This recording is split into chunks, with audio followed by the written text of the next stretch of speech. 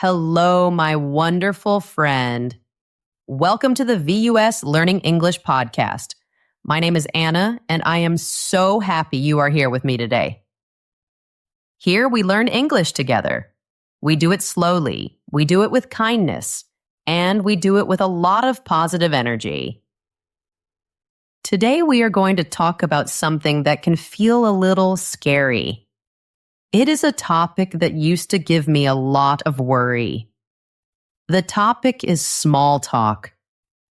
Small talk is conversation we have with people we don't know well, like at a party, or when we are waiting for our coffee.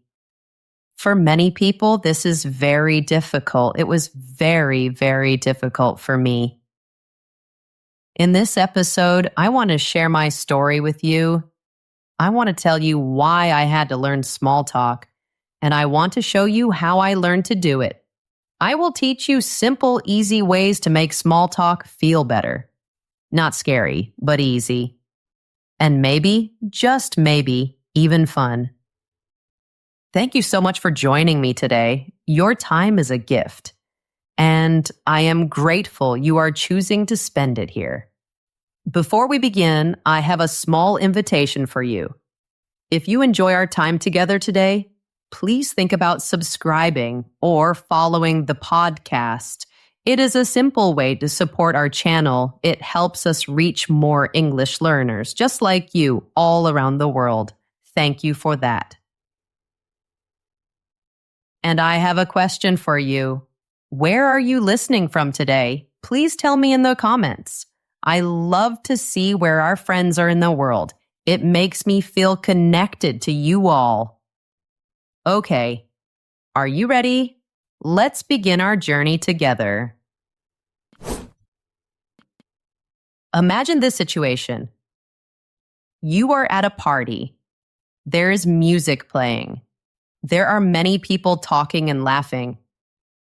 Or maybe you are at a work event, a networking event. Everyone is dressed nicely. They are talking about their jobs. Or maybe it is a very simple moment. You are in a line, waiting for a coffee that you really, really need. And then it happens. Someone sees you, they look at your eyes. They give you a small smile. And then they start walking towards you. Suddenly the music seems to go away. Your heart starts to beat faster. You feel a little bit of fear, a feeling that something difficult is coming. It is coming, small talk. And in that moment, your mind feels empty. It feels completely blank.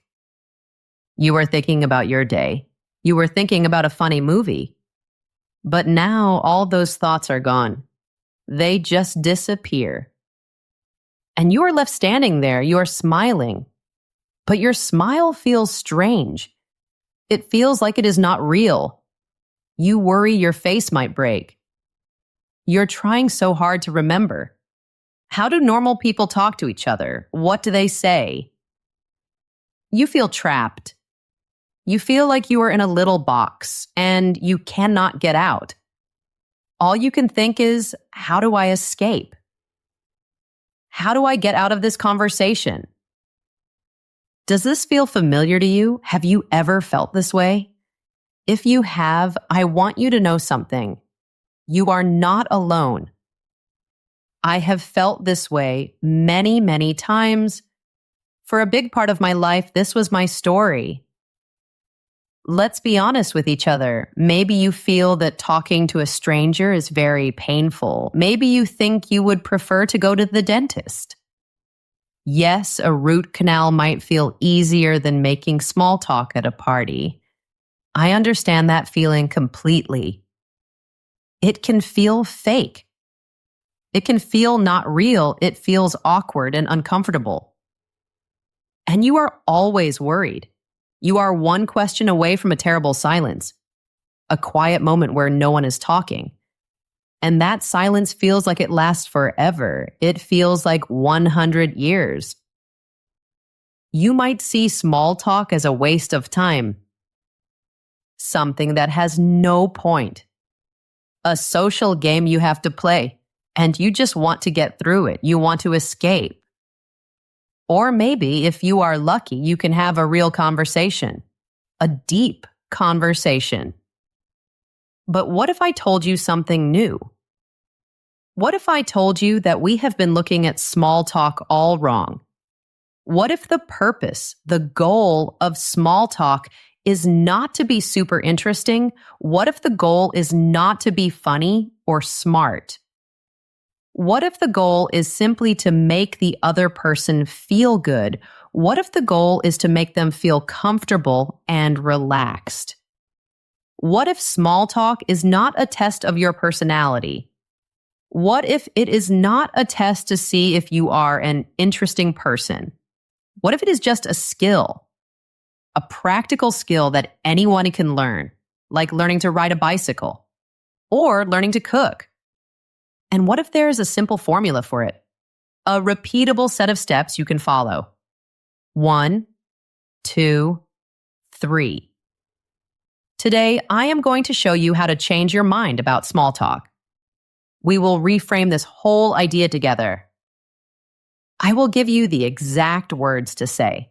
I will give you step-by-step methods. And I will share the small changes in thinking that helped me so much. These changes will take you from feeling feared to feeling good about small talk. You will go from dreading it to being good at it. And I know this works. I know this because I had to learn it myself. I learned it the hard way. So what I am sharing with you is not just theory from a book. This is my survival guide. This is what I learned to feel happy and comfortable. And I believe it can help you too. Section 1. Changing our mind. Why small talk is more important than you think. Before we learn how to do something, we need to understand why. So before I give you the how-to, let's talk about the problem. Why does small talk feel so bad for so many of us? Why does it cause that feeling of dread, that feeling of fear? If you feel this, please know it is not because you are awkward. It is not because there is something wrong with you. You are a normal person. Your brain is just trying to protect you. It feels a social threat, a social danger, and it reacts. This feeling comes from a few deep fears. Let's talk about them together. The first fear is the fear of being boring. This is a very big one. This was my number one fear for a long time. We see it in movies. We see it on social media. We see stories about people who are so charming.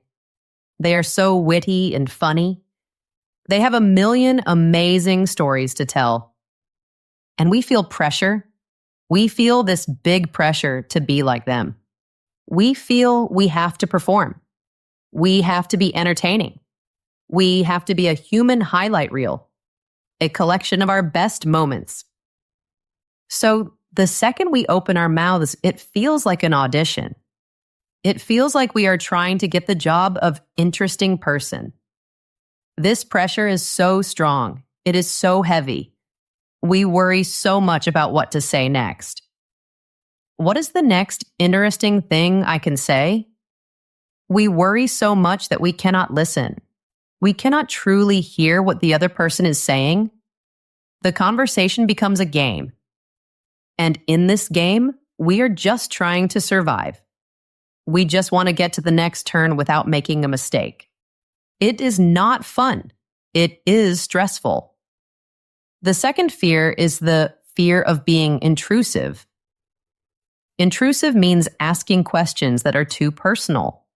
It means getting into someone's private space. We are taught to be polite. We are taught don't pry. Don't ask nosy questions. So asking questions can feel like walking in a dangerous place. It can feel like walking through a minefield. You are always thinking, is this question okay? Is this too personal? Am I crossing a line? Am I making them uncomfortable? This fear is very strong if you are a kind and considerate person. You care about other people's feelings. You do not want to make anyone feel bad. So what do? You stay safe. You ask the most boring questions you can think of. Questions like, how are you? Busy day? Nice weather, right? And what happens? You get one-word answers. Good. Yes. Yes. And then you get that terrible soul-crushing silence. And that brings us to our third fear, the fear of the awkward silence. This is the moment that everyone who hates small talk is afraid of. The conversation just stops. It grinds to a halt, like a car that has run out of gas. You have both said everything you can think of. You are just standing there. Maybe you are nodding your head. Nod, nod, nod. You are looking around the room. You are desperately looking for an escape, a reason to leave. That silence feels like a personal failure. It feels like you did something wrong. It feels like there's a big, bright sign above your head. And the sign says, socially inept. This person is bad at talking. Your brain thinks this is social rejection. It thinks other people do not like you, and so it starts a panic reaction. Your heart beats faster, you start to sweat, you want to run away. It is a very real physical feeling. Finally, there is one more reason small talk feels bad for some of us. I call this the efficiency trap. Many of us are busy people. We have goals. We want to get things done. We like to be efficient. We like to use our time well. Small talk feels like the opposite of efficient. It feels like meaningless fluff. It feels like a silly game that is in the way. It stands between you and the real point of the conversation. You think, why are we talking about the weather? We could be solving a problem. We could be talking about something important.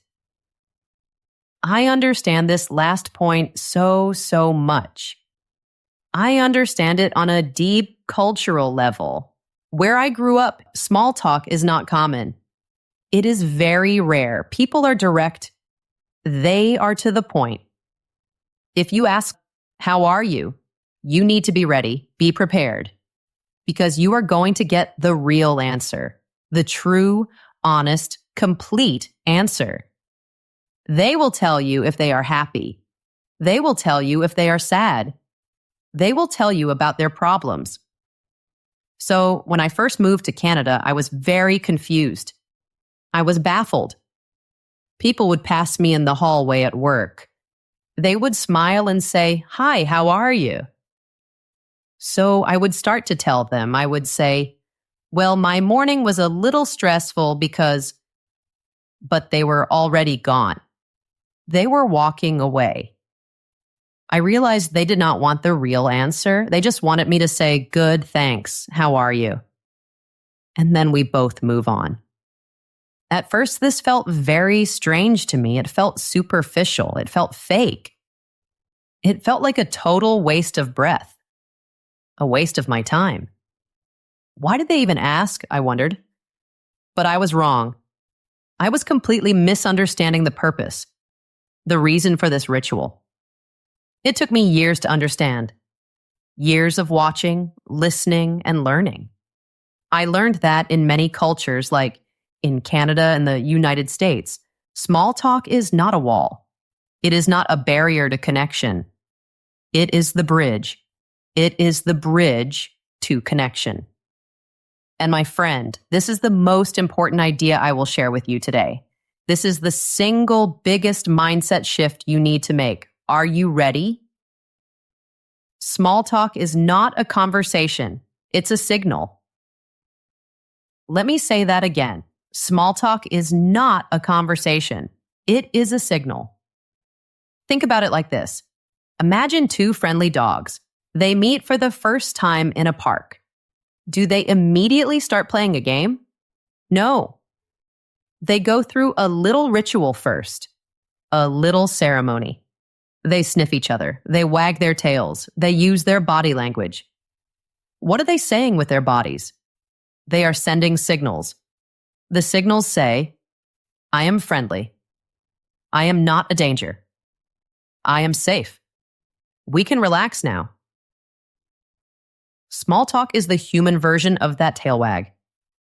It is a low-risk, low-stress social ritual. It is designed to signal safety and friendliness. When you talk about the weather or the long line for coffee, you are not really talking about the weather. You are communicating something much deeper. Non-verbally, without words, you are saying, I am a friendly person. I understand social rules. I am not a threat. I am not dangerous. I am approachable. You can talk to me. You can feel comfortable and safe around me. This is not just a nice idea. It is not just a metaphor. It is supported by psychology. Scientists who study human connection have a name for it. They call small talk a social lubricant. Like oil in an engine, it helps things run smoothly. It helps our interactions be easy and not difficult. It builds the first little bit of trust, the initial rapport. This must happen before any deeper, more real conversation can begin. Research also shows something wonderful. Even these small, simple talks are good for us. These trivial interactions actually make us happier. They boost our emotional well-being. They make us feel like we belong. And remember this, people often forget what you said, but they will never forget how you made them feel. The goal of small talk is to make them feel comfortable, to make them feel seen and acknowledged. That is the real goal. Think of it one more way. Small talk is the warm-up before the workout. Imagine you go to the gym. You would not walk in and immediately try to lift the heaviest weight. You would not try to lift your maximum weight right away. You could get hurt. What do you do first? You warm up. You stretch. You do some light exercises. You prepare your body for the real work. Small talk is the warm-up for a real relationship. It prepares the social connection. If you skip small talk, it is like walking up to a stranger in the gym. And you ask them, can you help me lift this 300-pound barbell? It is too much. It is too soon. It is scary and strange for them. So from this day forward, I invite you to try something new. Stop judging your small talk. Stop asking, was I interesting? Stop asking, was I funny? Stop asking, was I smart? Instead, judge your small talk on one simple question. Did I help the other person feel a little more comfortable? Did I help them feel acknowledged and seen? If the answer is yes, you won. You succeeded. That is the entire game, and you are great at it. Section 2. The 3 simple pillars of easy small talk. So, we agree. Small talk is a useful tool. It is a necessary bridge. But how do we use this tool? How do we do it without feeling like a robot, without feeling fake? I have learned that it all comes down to 3 main ideas. 3 foundational pillars. A pillar is a strong support that holds up a building. These 3 pillars will support your conversations. You can use them in any situation, at work, at a party, with anyone. Let's learn them together. Pillar number 1, be interested, not interesting. This is the golden rule. This is the most important idea. If you remember only one thing from today, please remember this. This idea will solve 80% of your small talk anxiety, I promise. The pressure you feel, that heavy feeling, comes from a belief. The belief that you must perform, that you must be witty, charming, and fascinating. I want you to take all that pressure, imagine it in your hands, and now throw it out the window. Let it go. Your new job in a conversation is not to be the star of the show. Your new job is to be the audience. Your job is to watch the show and enjoy it. From a psychological perspective, this is a perfect strategy. It always works. Why? Because people love to talk about themselves. It is a basic human truth. Scientists have studied this. When people talk about themselves, their brains release chemicals. These chemicals make them feel good. It gives them the same pleasure as eating delicious food or receiving money. So when you make the conversation about them, when you ask them questions about their life, their thoughts, their feelings, you are literally making them feel good. And when they feel good talking to you, they will walk away and think, wow, that person was amazing. I had such a great conversation with them. They will think you are a fantastic conversationalist. And the funny part is, you barely said anything about yourself. You just listened. This changes everything. The focus is no longer on, oh no, what do I say next? That question causes so much stress. The focus changes to a new, simpler question. The new question is, what can I learn about this person? What is their story? What is important to them? This is a question of curiosity, not fear. Being interested is more than just asking questions. It is about active listening. Active listening is not just being quiet while the other person talks. It is not just waiting for your turn to speak. No. Active listening is a full body sport. You use your whole body to listen. You are absorbing their words, yes, but you are also paying attention to their tone of voice. How do they sound? Are they excited? Are they tired? Are they happy? You are also observing their body language, their posture, their hands, their eyes. Are they leaning towards you? That is a good sign. Are they looking away? Maybe they are ready to leave. So, how do you show you are actively listening? Here are some simple ways. First, use small nonverbal signals. A little nod of your head, a small warm smile. You can also make small sounds. Things like, mm-hmm, or, oh really? Or, ah, I see. These little sounds tell the other person, I am here with you, I am listening. You can also try something called mirroring. You subtly, gently copy their body language. If they lean in a little, you can lean in a little. If they use their hands to explain something, you might use your hands a little more too. This is not about copying every single move. That would be strange. It is about creating a gentle harmony. It creates a feeling of connection that is not conscious. It just feels good. But the most important part of active listening is this. Ask follow-up questions. And these questions must be directly connected to what they just said. This is the proof. This is how you show them, I heard you. Let me give you an example. Imagine the person you are talking to says, I am a little tired today.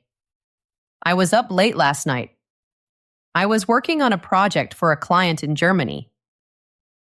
Now, a bad follow-up question is a topic jump. A topic jump is when you change the subject completely. A bad follow-up would be, oh, so do you have any plans for the weekend?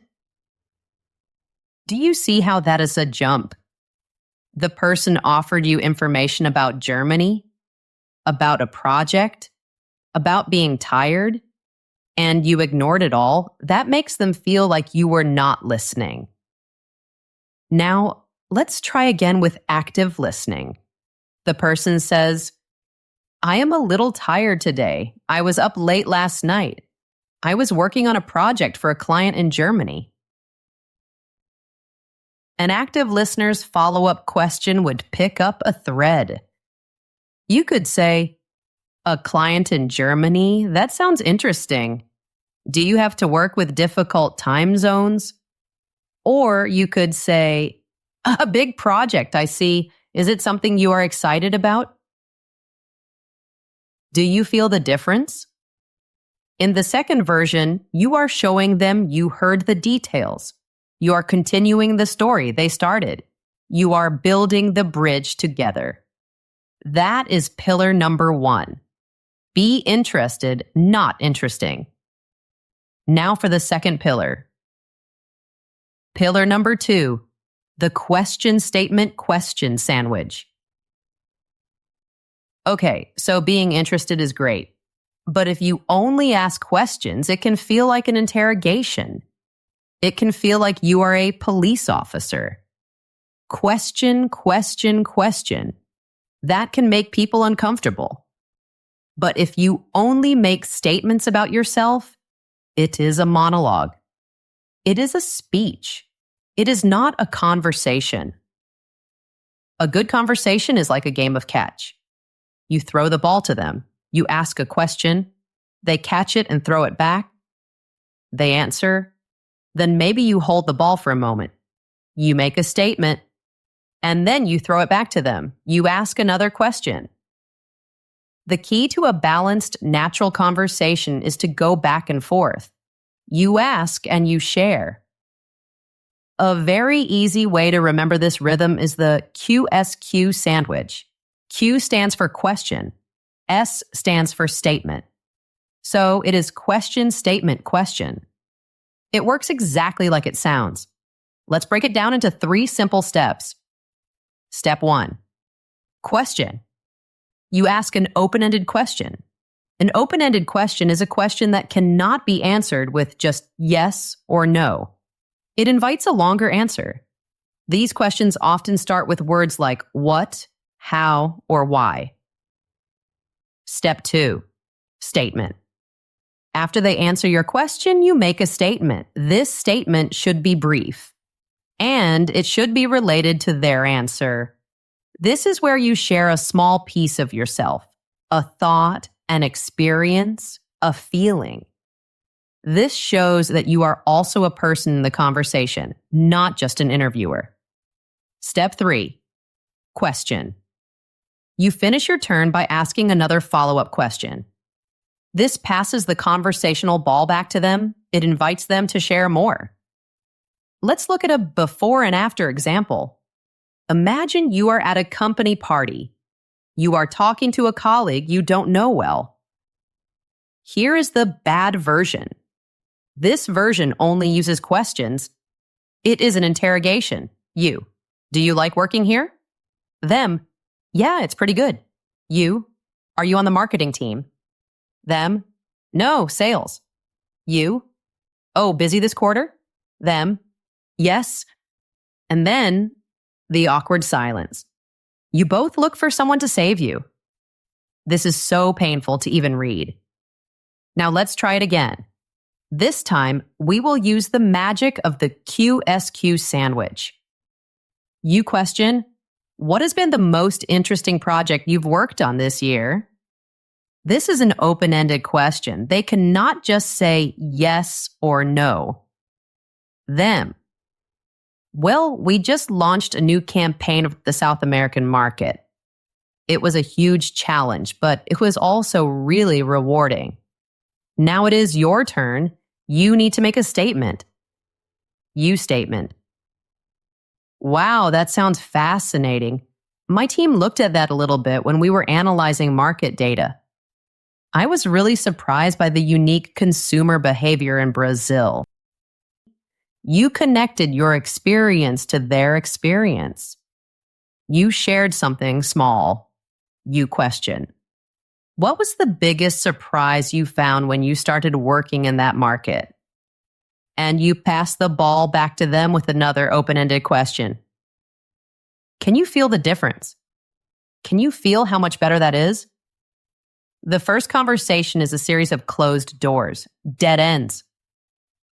The second conversation is a real exchange. It is a dance. It is a partnership. The QSQ sandwich is a simple structure. You can use it when your mind goes blank. When you feel panicked, just remember the rhythm. Ask, share, ask. It is a simple rhythm that works every single time. It will become natural for you with a little practice. And now, for our final pillar. Pillar number 3, the art of the graceful exit. One of the biggest reasons we are afraid to start conversations is because we do not know how to end them. We worry about being rude. We think, if I leave, will they think I'm bored? Will they feel bad? So what happens? We stay trapped. We stay in the conversation long after it is finished. The energy is gone. The silence comes back. And we feel awkward all over again. Learning how to leave a conversation politely is a superpower. It truly is. It gives you confidence to start conversations. Why? Because you know you have a plan. You have a smooth, easy way out. You are in control. And let me tell you a secret. It is not rude to end a conversation. It is a normal and necessary part of any social event. People need to move around. They need to talk to different people. Ending a conversation is expected. The formula for a graceful exit is very simple. It has 3 parts. Let's look at each part. Part 1, acknowledge. You start with a positive and warm comment about the conversation you just had.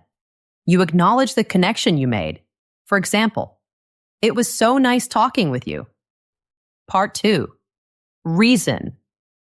You give a brief, simple, and general reason for leaving. The key here is brief and simple.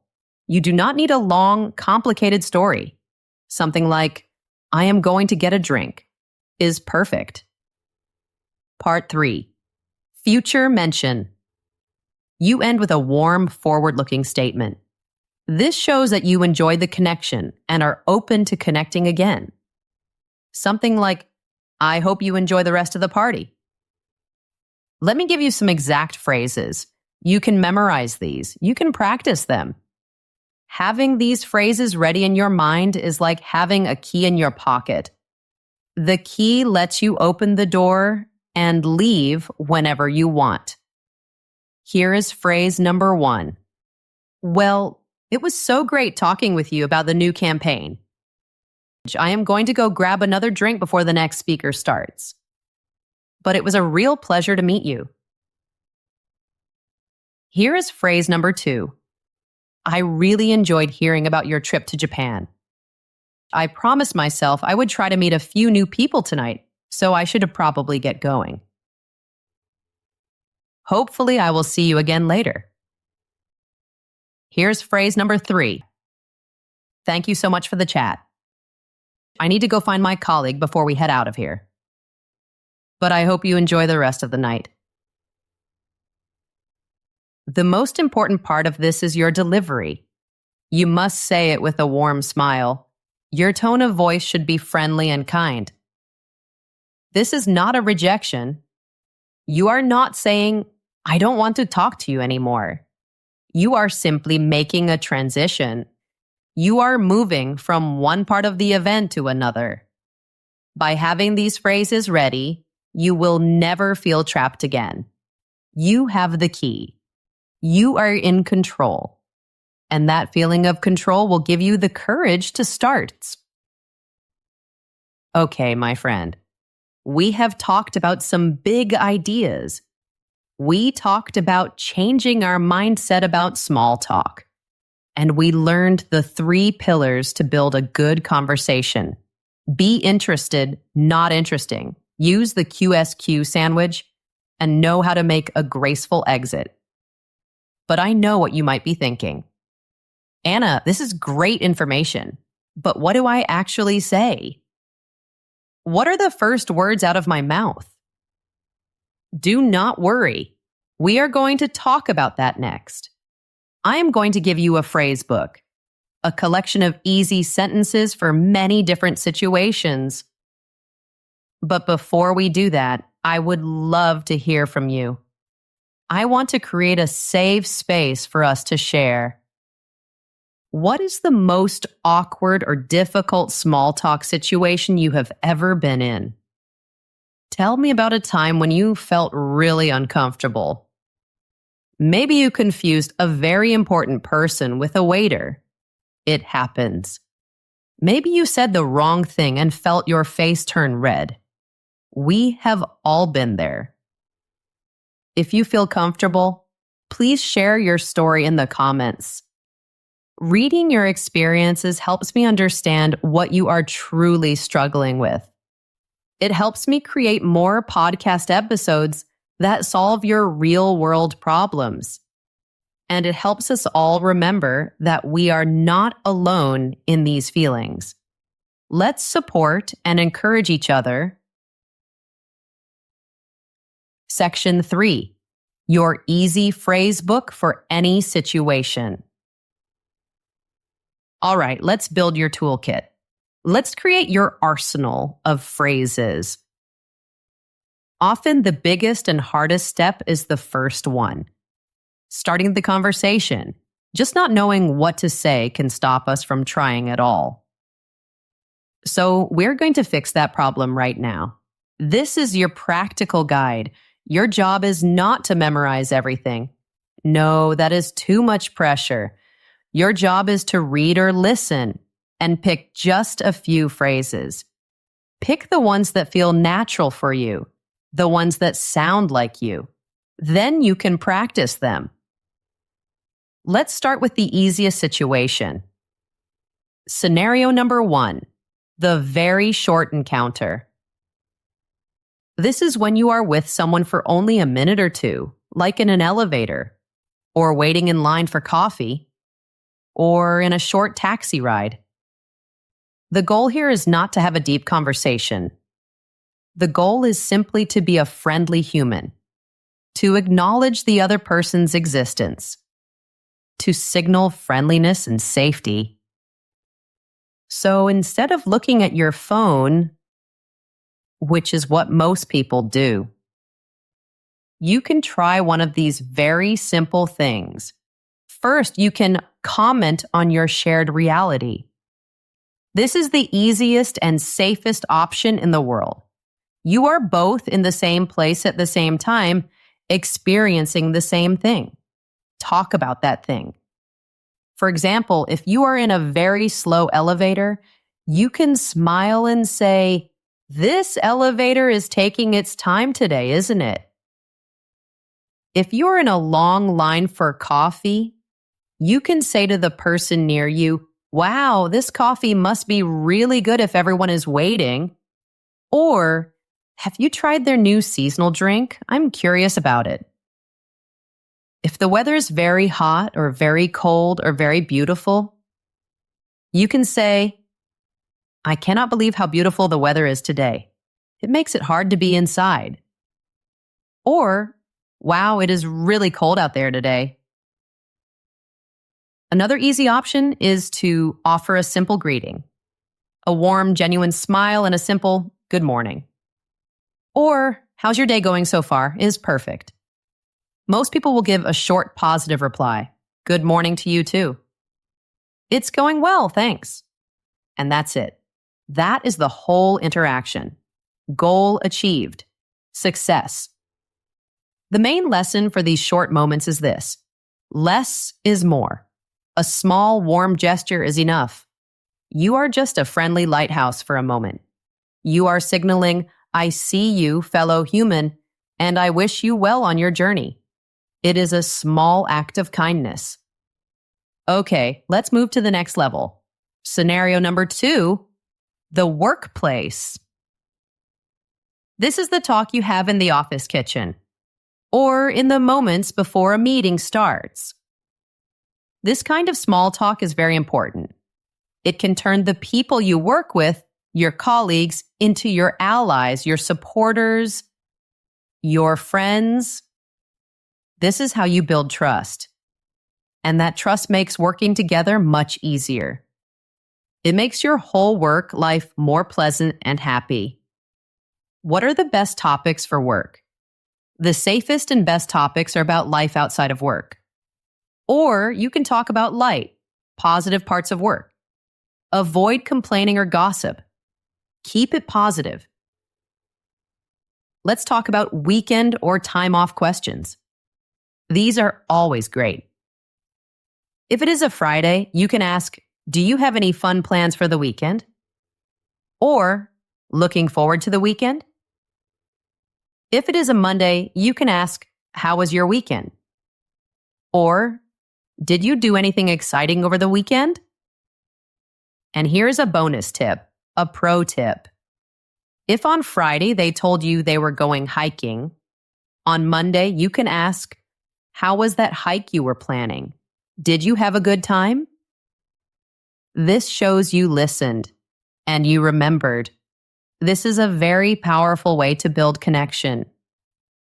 Another great topic is entertainment and hobbies, things people do for fun. You can ask, have you seen any good movies or TV shows lately? I am looking for a new series to watch. This is a great question because you are also asking for a recommendation. People love to give recommendations. You can also ask, are you reading anything interesting right now? If you know they have a hobby, you can ask about it. I heard that you are a big fan of gardening. How did you get into that? Or, I remember you said you like to bake. Have you made anything delicious recently? You can also ask about work-related things, but keep it light and positive. Instead of the boring question, are you busy? Which often gets a yes and the conversation stops. Try asking, are you working on anything exciting this week? The word exciting invites a more positive and detailed answer. Or you could say, how is that big project coming along? I saw the update in the company newsletter and it looked really impressive. This shows you are paying attention to their work. It is a form of a compliment. If you meet someone new at your company, you can ask, so what is your role here at the company? And then a great follow-up is, what does a typical day look like for you? This is a wonderful question to understand someone's world. The goal of workplace small talk is to show that you see your colleagues as people. They are not just their job titles. They are human beings with lives, hobbies, and stories. This is how you build a reputation as someone who is kind, someone who is approachable, someone who is a team player. And now for the big one. Scenario number 3, the networking event or party. This can feel like the big leagues, the Olympics of small talk. The whole reason you are there is to talk to strangers. This can feel very intimidating, very scary. But there is a secret. The secret is to use the event itself as your reason to talk. The context is your best friend. Let's start with the opening line. How to begin. You can use the context of the event. Walk up to someone, smile, and say, "Hi, my name is Anna. What brings you to this event today?" This is a perfect, simple, and logical question. If you know who the host of the party is, you can use them as a connection. Hi, I'm your name. How do you know host's name? This immediately creates a common ground. You can also comment on the place or the food. This is a beautiful building. Have you been here before? Or, the food actually looks really good. Have you tried those little cakes over there? This is a low-pressure way to start. You are talking about something you are both saying. If you have just listened to a speaker or a presentation, you can use that. Turn to the person next to you and say, "What did you think of that last presentation? I thought her point about a specific topic was really interesting. This is a great way to start a more substantive conversation. Okay, so you have started the conversation. What next? How do you continue it? There is a useful mental map you can use. It is called the Ford method. Ford is an acronym. It stands for family, occupation, recreation, and dreams. Let's talk about each one, but we must handle them with care. Gently. O is for occupation. This means their job. At a work event, this is a very safe and easy place to start. A good question is, what field are you in? Or, what kind of work do you do? A great follow-up question goes deeper. Don't just ask, where do you work? Ask about their experience. What is the most challenging part of your job? What is your favorite kind of project to work on? These questions invite better stories.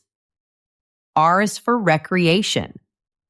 This means fun, hobbies, what they do when they are not working. This is where you learn about the person's passions. A great question is, what do you like to do when you are not working? If they mention a hobby like running, ask more about it. Use your active listening skills. Oh, that's great. Are you training for a race or anything? Or, do you have any favorite places to run around here? D is for dreams. This is about the future, hopes, plans. This can lead to very exciting and positive conversations. You can ask, do you have any exciting travel plans coming up? Or, are there any big personal projects you are hoping to do this year? This shows you are interested in their future, not just their past. And finally, F is for family. This is the most delicate one, the most sensitive. You must be very, very careful here. Never ask direct personal questions. Do not ask, are you married? Do not ask, do you have kids? These questions can be uncomfortable for many people for many different reasons. Instead, keep your questions very broad and open. Let them decide what they want to share. You can ask, are you from this area originally? This lets them talk about their hometown, their childhood, their family, if they want to. Another safe and gentle question is, do you have family in town? This is very open. Family can mean parents, siblings, cousins, or their own family with a partner and children. They will answer in a way that is comfortable for them. The Ford method is just a map. It is not a checklist. You don't need to ask about all 4 topics. Just use it as a guide to help you think of questions. And here is one more tip for parties and events. The art of the specific compliment. A compliment is a very fast way to build a connection. But not all compliments are the same. A general compliment is okay.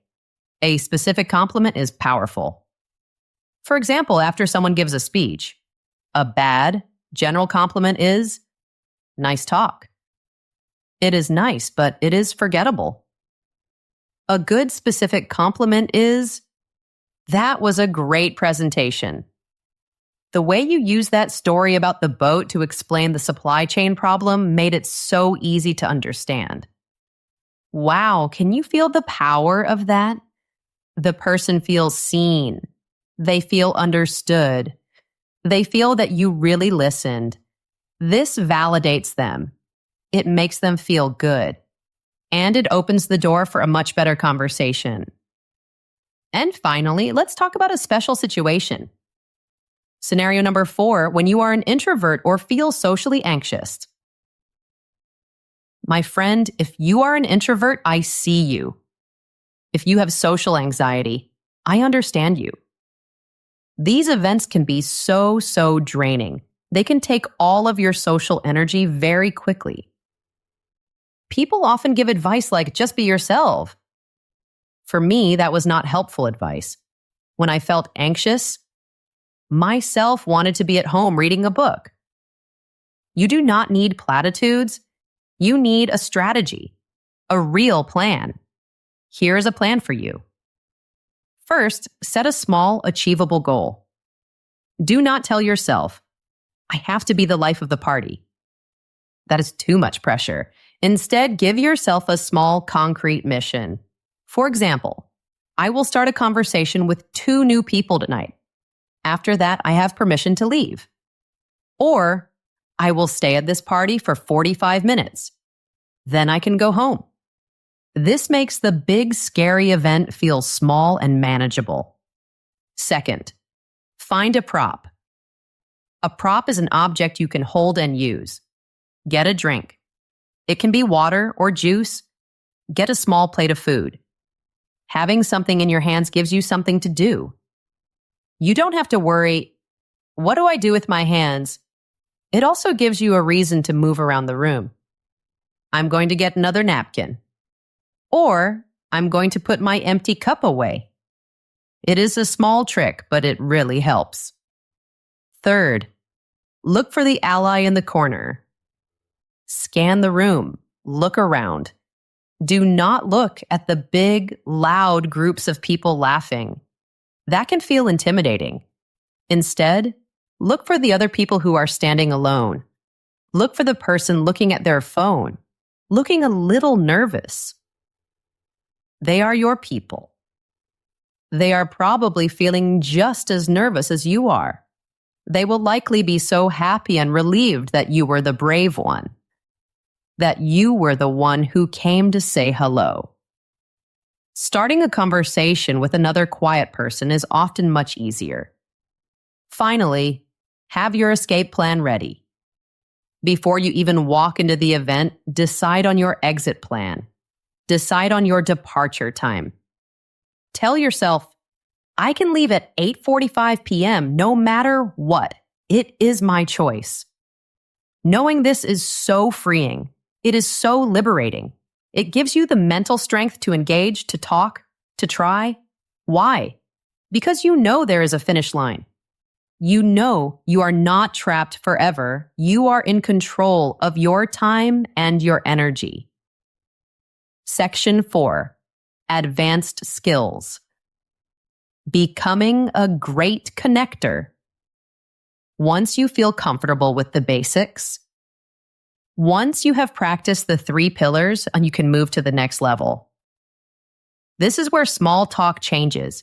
It goes from being a defense, a way to survive, to being an offense, a proactive tool you can use. This is how you build truly strong and wonderful connections. I will call these advanced techniques, but do not be scared. They are simple actions. They just require a little more confidence. Technique number 1, the art of the introduction. This is one of the kindest and most powerful things you can do at an event.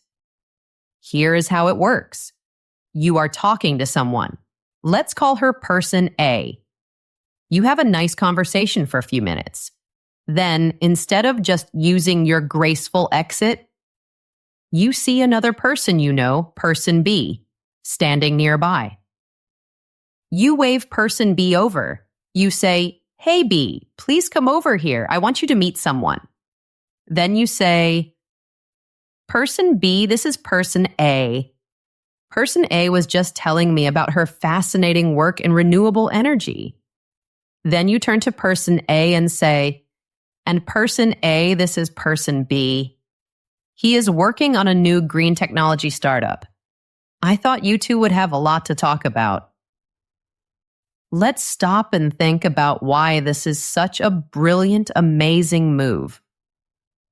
First, you gave person A a huge compliment. You called her work fascinating, and you showed you were listening. Second, you made person B feel included and welcome. Third, you gave a gift to both of them. You created a relevant, useful connection for them. You helped them. And fourth, you've taken all the pressure off yourself. You can now stay and listen to their conversation, or you can use this as your perfect, graceful exit. People will remember you. They will not just remember you as a nice person to talk to. They will remember you as a helpful, confident, and generous connector. This is a true power skill. Technique number 2, the callback. The callback is a simple technique, but it has a huge impact. It shows people that you not only listened to them, but you remembered them. Here is how it works. You have a conversation with someone earlier in the evening. Later, maybe an hour later, you see that person again. You can walk over to them and refer back to something specific they said in your first conversation. For example, "Hey, it's good to see you again. Did you end up trying those little cakes?" You were right. They were definitely the best thing on the table. Or another example. "Hi again. I was just thinking about what you said about your trip to Patagonia. It sounded so incredible. What was your favorite part of that long hike you mentioned?" Why does this work so well? Think about it. At a busy party or event, most conversations are forgotten quickly. People's minds are full. When you remember a small, specific detail about them, it sends a very powerful message. The message is, you are important. You made an impression on me. I listened to you. You are memorable. This makes people feel seen. It makes them feel special. And it is a wonderful feeling to give to another person. Technique number 3, sharing a little vulnerability. Okay, this is our final and most advanced technique. So please use it with care. Use it when you feel the conversation is warm and comfortable. After you have been chatting for a few minutes and the feeling is good, you can choose to share a small, relatable, vulnerable detail about yourself. What does vulnerable mean? It means showing a little bit of your true, imperfect human self. This is not oversharing. Oversharing is telling a stranger all your deep, dark secrets. That is not good. No, this is sharing a small, common human feeling. Let me give you some examples. At a conference, you could say with a smile, "This has been a really great conference, but I have to admit, as an introvert, my social battery is blinking red right now." If you are talking about work, you could say, "I am really excited about this new project, but I am also a little nervous, to be honest. It is the biggest responsibility I have ever had." At a networking event, you could say, "I always feel a little bit awkward at these big events for the first 20 minutes or so. It takes me a minute to warm up." Why is this so powerful? This small act of authenticity, of being real, is magnetic. It breaks the performance shell that most people are wearing. Everyone is trying to look perfect and confident. When you show that you are a real person with real feelings, it signals that it is safe for them to be real too. It gives the other person permission to be human. And what is the most common response you will get? More often than not, the other person will say, "Oh my gosh, me too. I thought I was the only one." And in that moment, you have moved past small talk. You have found a real, genuine human connection, and it is a beautiful thing. For many, many years, I believed something that was not true. I believed that being good at small talk was a personality trait. I thought you were either born with it or you were not. I thought that because of my background, that I was just doomed. I was destined to be awkward forever in North American social situations. I was wrong. I was so wrong. My dear friend, listen to me now. Small talk is not a personality trait, it is a skill. It is a tool, and like any tool, like a hammer or a screwdriver, you can learn how to use it. You can practice. You can get better. You do not have to fall in love with small talk, but you can absolutely become good at it. You can become proficient. You can feel confident. First, always remember the big reframe, the big mindset shift. Your goal is not to be interesting. Your goal is to make the other person feel comfortable, safe, and seen. Small talk is the gentle warm-up for a real connection. Second, build your conversations on those 3 strong pillars. Pillar 1, be interested, not interesting. Be a great audience. Pillar 2, use the QSQ sandwich question, statement, question to create a natural, balanced flow. Pillar 3, master the graceful exit. Know your exit phrases so you always feel in control. And finally, arm yourself with a few go-to phrases. Choose some from the phrase book we talked about today. Practice them. Say them out loud in your room. The first few times you try in the real world, it might feel a little awkward. That is okay. That is normal. Everything is a little awkward at first. Start small. Give yourself a small goal. At your next opportunity, try to talk to just one new person. Try to use just one of these techniques. When you do this, you are not just learning how to fill a silence. You're doing something so much more important. You're learning the fundamental language of social connection. You're learning how to build bridges from your heart to other people's hearts. You're learning how to make people feel seen, heard, and valued. And that, my friend, is anything but a waste of time. It is one of the most beautiful skills you can build. I know you can do this. I believe in you. Thank you so much for sharing this time with me today. I hope this episode has helped you to think about small talk in a new, more positive way. Remember, learning any new skill takes time. It takes patience, and it takes kindness with yourself. Please be patient with your progress. Every small step is a victory.